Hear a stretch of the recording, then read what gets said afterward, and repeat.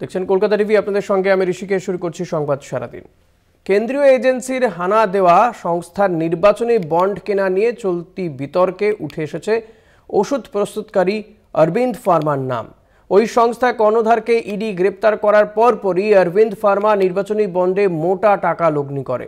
নির্বাচন কমিশনে state bank of ইন্ডিয়ার দেওয়া তথ্য প্রকাশ্যে আসতেই এই বিতর্ক মাথাচাড়া দিয়েছে বিরোধীদের নিশানায় বিজেপি। বিজেপি কেন্দ্রীয় এজেন্সিকে অপব্যবহার করছে দলীয় স্বার্থে। সুপ্রিম কোর্টের নির্দেশে বন্ড মারফত রাজনৈতিক দলগুলিকে যে চাঁদা দিয়েছে তার যাবতীয় তথ্য নির্বাচন কমিশন প্রকাশ করায় বিরোধীদের এই অভিযোগ বাড়তি মাত্রা পেয়েছে। 2022 সালের 10 নভেম্বর ইডি অরবিন্দ ফার্মার ডিরেক্টর পি শরৎচন্দ্র রেড্ডিকে দিল্লি আবগারি মামলার তদন্তের সূত্রে গ্রেপ্তার করে। গ্রেফতারে 5 দিন পর 15 নভেম্বর ওই সংস্থা 5 কোটি টাকার নির্বাচনী বন্ড কেনে।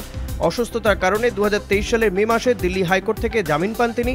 জুন মাসে বিশেষ আদালতে শরৎচন্দ্র রেড্ডিকে আর্থিক বেনিয়ম বা পিএমএলএ মামলা থেকে অব্যাহতি দেওয়ার আবেদন জানায় ইডি। অভিযুক্ত রাজসাক্ষী হতে স্বেচ্ছায় রাজি হয়েছেন বলে ইডি জানায় আদালতকে। রাউজ অ্যাভিনিউ কোর্ট ইডির আবেদনে সম্মতি জানায়।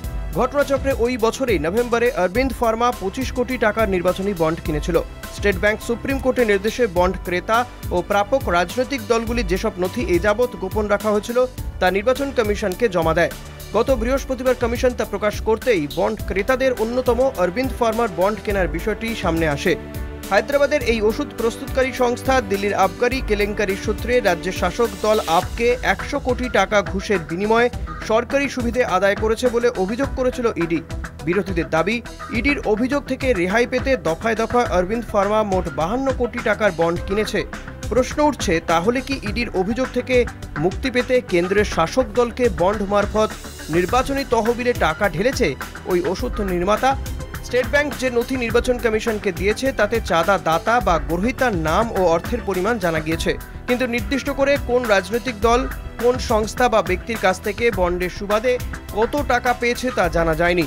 ওই অসম্পূর্ণ তথ্য সূত্রে পূর্ণাঙ্গ নথি ব্যাংক কর্তৃপক্ষকে কমিশনে জমা সোমবারের মধ্যে দিতে বলেছে প্রধান বিচারপতি DY চন্দ্রচূড়ের নেতৃত্বাধীন সুপ্রিম কোর্ট।